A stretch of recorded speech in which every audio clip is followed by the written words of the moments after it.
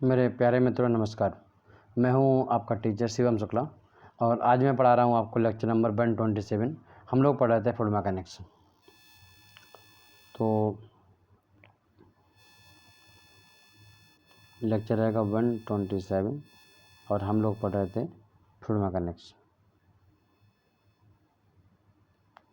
तो आज हम लोग बेसिकली क्या है कि बहुत ही महत्वपूर्ण टॉपिक पढ़ने वाले हैं। और आज का टॉपिक क्या है? आज का टॉपिक है कि डायफ्राम पंप क्या होता है, कैसे काम करता है। आज हम ये आपको पढ़ाएंगे। तो डाल लीजिए डायफ्राम पंप।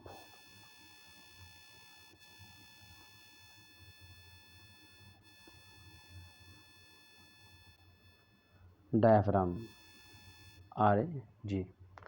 तो हम लोग डायफ्राम पंप पढ़ने वाले हैं। तो एक्चुअली डायफ्राम पंप में क्या होता है कि सबसे पहले तो हम जानते हैं कि डायफ्राम पंप जो है एक प्रकार से एक पॉजिटिव डिस्प्लेसमेंट प्रकार का पंप है। तो आप लिख लीजिए कि ये जो है पॉजिटिव डिस्प्लेसमेंट प्रकार का पंप है। आप इसको लिख लो कि डायफ्राम पंप जो है वो एक पॉजिटिव डिस्प्लेसमेंट पंप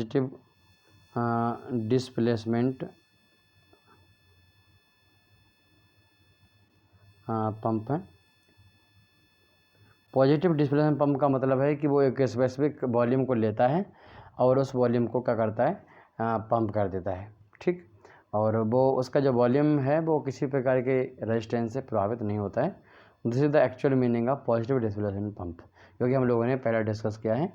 तो अब हम देख लेते हैं कि भाई पॉजिटिव डिस्प्लेसमेंट पंप तो है, ठीक है, मगर वो कैसे काम करता है, क्या करता है, इसको भी थोड़ा सा हम समझ लेते हैं ताकि हमें चीज़ें क्लियर हो जाएं। आइए तुम सबसे पहले देखते हैं कि पॉजिटिव डिस्प्लेसमेंट पंप जो है वो दिखता किस तरीके का है। हम इसको देखते हैं। आपके सामने पॉजिटिव डिस्प्लेसमेंट पंप है। अब आप देख पा रहे होगे यहाँ पर क्या क्या होता है, इसके कौन कौन से मेन पार्ट हैं उनको डिस्कस कर लेते हैं। देखो यहाँ पर क्या होता है कि हमारा मटेरियल जो होता है वो इन करता है यहाँ से, और यहाँ पर दो पॉइंट हैं, एक पॉइंट यहाँ पर, एक पॉइंट यहाँ पे है, यानी सक्शन यहाँ से होता है। ठीक। और फिर फाइनली क्या होता है कि ये एक स्पेस है, एक चैम्बर है एक, और ये एक चैम्बर है। ठीक। तो चैम्बर ए बोल सकते हैं इसको, या चैम्बर बी बोल सकते हैं, या फिर इसको हम राइट और लेफ्ट चैम्बर भी बोल सकते हैं। ठीक। तो अपने हिसाब से हम जो भी चाहें इसको बोल सकते हैं। This is the right chamber, this is the left chamber, this is the right chamber और this is the left chamber. तो हम इस तरीके से इसको समझ सकते हैं। हम तो पहले हम लोगों ने सीखा कि भाई पहली बात तो यह है कि यहाँ पर इनलेट का पॉइंट दिया हुआ है जिसको हमने इनलेट मैनीफोल्ड बोला है। तो this is the inlet manifold यहाँ पर, और यहाँ से मटेरियल इन करता है और दो जगह डिस्ट्रीब्यूट हो जाता है। फिर इस चैम्बर से हमारा मटेरियल निकलता है, और मटेरियल निकलने के बाद फिर इस चैम्बर में इकट्ठा होता है और फाइनली हमारा डिस्चार्ज हो जाता है। इस तरीके से काम करता है। तो अब क्या है कि हम इसको कभी कभी क्या होता है कि इस तरीके से भी दिया होता है और इस तरीके दोनों जगह डिस्ट्रीब्यूट होता है। सक्शन सॉकेट यहाँ पर भी दिया होता है, ठीक, और डिस्चार्ज सॉकेट यहाँ पर दिया होता है। तो ऐसे भी दिया हो सकता है। तो अब इसमें क्या है कि एक दो पार्ट इसके और हैं जो हमें समझने हैं कि भाई और कौन कौन से पार्ट हैं इसके। ये तो हो गया यहाँ पर जो हम लोगों ने देखा कि जिसे सक्शन सॉकेट देखा, यहाँ से मटेरियल इन होता है, और इन होने के बाद क्या है कि सिमिलरली यहाँ से मटेरियल हमारा जो क्या होता है आउट हो जाता है। ठीक। और यहाँ पर जो अरेंजमेंट आपको दिख रहा है, ये अरेंजमेंट जो है वो क्या है, डायफ्राम सिस्टम है, डायफ्राम अरेंजमेंट है। और डायफ्राम अरेंजमेंट क्या होता है, देखो इस तरीके से आप समझो कि हमारे पास एक कैसा अरेंजमेंट होता है। ये अरेंजमेंट कुछ इस तरीके से होता है। यहाँ पर डायफ्राम ऐसा अरेंज होता है। डायफ्राम क्या है, एक तरीके से रबड़ की बॉल है, रबड़ की आधी बॉल है ना। जो बॉल आपने देखी होगी वॉलीबॉल वाली बॉल देखी हुई, रबड़ की बनी हुई, तो रबड़ की बनी हो सकती है या फिर प्लास्टिक की हो सकती है, थर्मोप्लास्टिक की बनी हो सकती है, तो किसी भी अलग मिक्सचर का प्लास्टिक रबड़ मिला के बनी हो सकती है। तो ये क्या है कि इस तरह की बॉल होती है, आधी कटी हुई बॉल होती है, और हम चाहेंगे तो इसको क्या करेंगे बाद में, यहाँ से अगर हम इसको कम मतलब इस तरीके कंप्रेस करेंगे तो क्या होगा, ये इस तरीके से यहाँ होती हुई ऐसे यहाँ पर आ जाएगी। ठीक है, तो इस तरीके से मूवमेंट इसका होता रहता है।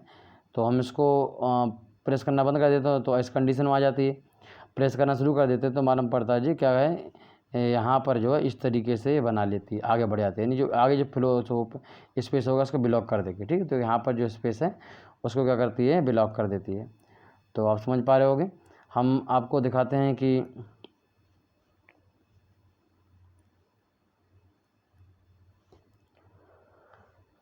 तो ये यहाँ पर डायफ्राम है, ये डायफ्राम है, 2 डायफ्राम है यहाँ पर, तो उसको डबल डायफ्राम पंप कहते हैं। ये 2 डायफ्राम है और एक ये रॉड है, ये रॉड अरेंजमेंट है, पिस्टन है, पिस्टन एक तरीके की, और इसकी हेल्प से क्या करते हैं जो आगे पीछे होते हैं। ठीक, यहाँ पर क्या होता है, एक एयर का सॉकेट होता है, एयर की हेल्प से क्या करते हैं, पहले हम इसको इधर मूव करते हैं तो ये इधर मूव करता है, तो मालूम पड़ता है कि पहली बार में इधर मूव करता है तो ये पूरा अरेंजमेंट जो है यहाँ तक आ जाता है और इस रास्ते को बंद करता है और ये रास्ता खुल जाता है। ठीक, फिर दूसरी बार क्या होता है कि इधर जाना, एयर जाना बंद हो जाता है, इधर एयर जाना शुरू हो जाता है। कहने का मतलब लेफ्ट में जाना शुरू करता है, जब लेफ्ट में जाता है तो डायफ्राम इस तरीके से यहाँ पर डायफ्राम लेफ्ट में जाता है और उसको पास को फ्लो को बंद कर देता है, इस तरीके से काम करता है। तो पहले लेफ्ट मूव करता है, फिर राइट मूव करता है, फिर लेफ्ट मूव करता है, फिर राइट मूव करता है। अभी हमको वो भी दिखाएंगे, और इस तरीके से लिक्विड को आसानी से पंप करता है। आइए पहले हम आपको दिखाते हैं किस तरीके से मूव करता है। आप देख पा रहे हो आपके सामने एक डायफ्राम पंप है, और ये डायफ्राम पंप में क्या है कि देखो यहाँ से मटेरियल इन हो रहा है, आप देख पा रहे हो ये मटेरियल यहाँ से इन हो रहा है, और इन होने के बाद क्या है, मटेरियल 2 हिस्सों में हाथ डिवाइड हो सकता है। ठीक, चाहे इधर भी जा सकता है, इधर भी जा सकता है। ठीक, अब क्या होगा, ये लगा है हमारे सामने डायफ्राम अरेंजमेंट लगा हुआ है। ठीक, ये डायफ्राम अरेंजमेंट लगा हुआ है, तो डायफ्राम में क्या है, यहाँ से एक न्यूमेटिक एयर सिस्टम लगा हुआ है, न्यूमेटिक एयर यहाँ से आती है। ठीक है, और न्यूमेटिक एयर या तो इधर जा सकती है और अदरवाइज इधर जा सकती है। ठीक, एक बार में एक ही तरफ न्यूमेटिक एयर जाती है, क्लियर। और जब न्यूमेटिक एयर इधर जाएगी तो क्या होगा, जब पूरा अरेंजमेंट जो है इस तरफ डिस्प्लेस हो जाएगा, और जब ये इस तरफ डिस्प्लेस होगा तो क्या होगा, देखो डबल डायफ्राम आपके सामने दिख रहा है, डायफ्राम जो पूरा इधर जाएगा, तो जैसे ही डायफ्राम जो इधर जाएगा तो इधर का रास्ता पूरा ब्लॉक कर देगा। ठीक है, मतलब इधर रास्ता बहुत स्पेस कम कर देगा, इधर स्पेस जो है वो कम कर देगा कहने मतलब, और यहाँ पर स्पेस पूरा खाली हो जाएगा। ठीक, फिर एयर जो है दोबारा से क्या होगा, दोबारा से एयर जो है जाना बंद हो जाएगी, एयर जाएगी इधर जाएगी, जैसे एयर इधर जाएगी तो फिर क्या होगा कि पूरा सिस्टम इधर डिस्प्लेस हो जाएगा, जिससे इधर का रास्ता अप्रोक्स काफ़ी ब्लॉक हो जाएगा और इधर का ओपन हो जाएगा। ठीक है, अब इतना समझो। तो एक बार में एयर लेफ़्ट में जाती है तो सिस्टम लेफ़्ट में, मतलब जो हमारा डायफ्राम अरेंजमेंट है वो लेफ़्ट में अरेंज हो जाता है, और राइट में आती है तो राइट में अरेंज हो जाता है। आपने देखा, तो डायफ्राम बाल की तरह जो होता है सिस्टम, आप यहाँ पर देख सकते हो कि ये जो है रबड़ की जो डायफ्राम है यहाँ पर अटैच है, और ये पिस्टन सिस्टम है, जो पिस्टन की हेल्प से डायफ्राम आगे बढ़ता है और इधर एयर जाती है तो डायफ्राम पीछे चला जाता है। ठीक, इतना आप समझ गए होगे कि किस तरीके से जो एयर की हेल्प से क्या होता है, डायफ्राम आगे पीछे मूव करता है। ठीक है, इतने बात फिलहाल आप समझे। और यहाँ पर क्या है कि अब हम बात करते हैं मेन पार्ट कौन कौन से इसके जो मेन पार्ट हैं जो हमारे सामने निकल के आते हैं। जो पहला पार्ट है इसका वो है इसका केसिंग। तो जो केसिंग है, केसिंग मतलब ये वाला जो चैम्बर है इसके, लेफ्ट चैम्बर राइट चैम्बर। और नंबर 2 जो इसका पार्ट बनता है वो पार्ट इसका बनता है हमारा डायफ्राम। डायफ्राम एक महत्वपूर्ण पार्ट है। ठीक है, डायफ्राम। और डायफ्राम जो किसका बना होता है, रबर का या फिर हमारा थर्मोप्लास्टिक का बना होता है। ठीक, डायफ्राम हो गया। और तीसरा जो महत्वपूर्ण पार्ट है वो बाल्व। यहाँ पर जो बाल्व लगे हुए हैं या फिर यहाँ पर फ्लैपर बाल्व, 2 प्रकार के फ्लैपर बाल्व या फिर बाल्व यहाँ पर लगे होते हैं।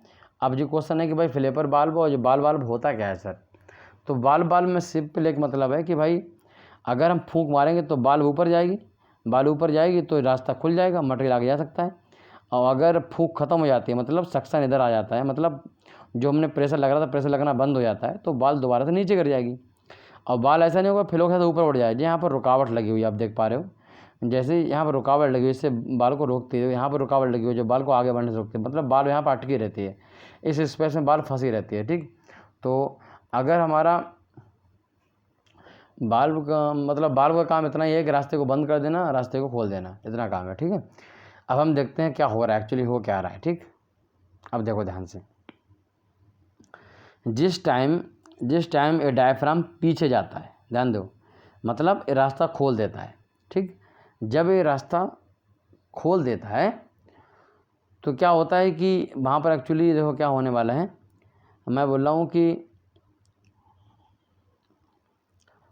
देखो अभी क्या करना है आपको, इस साइड में फोकस करना। ठीक, बस थोड़ी देर विजुलाइज करो।